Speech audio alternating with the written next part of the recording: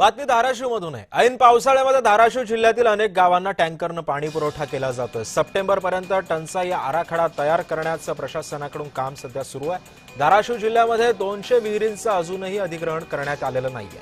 अनेक गावांमध्ये पाणी टंचाईची समस्या अजूनही कायम आहे।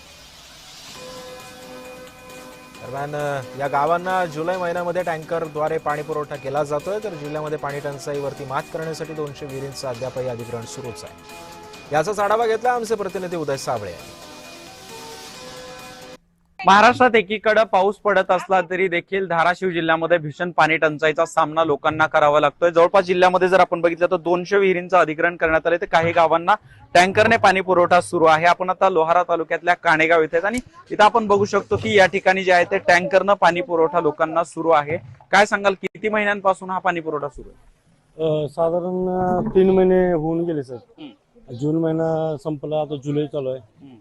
एप्रिल मे जून 3 महिने कंप्लीट पाणी पुरवठा अनंतात्या पाटील यांच्या मित्रपरिवारामार्फत पाणी पुरवठा चालू आहे। काणेगावला एवढी भीषण परिस्थिती आहे पाण्याची। आता ही आम्ही लय दिवसापासून तरसत होतो, पण ही अनंतात्याने मदत केल्यामुळं सुखी आहे म्हणायचं आम्ही, आम्हाला काही टेन्शन नाही। आता निसर्गाचं आहे, ती निसर्गाचं कधी येईल तेव्हा येईल, तरच अनंतात्याचं सहकार्य आम्हाला आहे। किती महिन्यापासून सहकार्य? आता 3 महिने पुढे 3 होऊन गेल्या।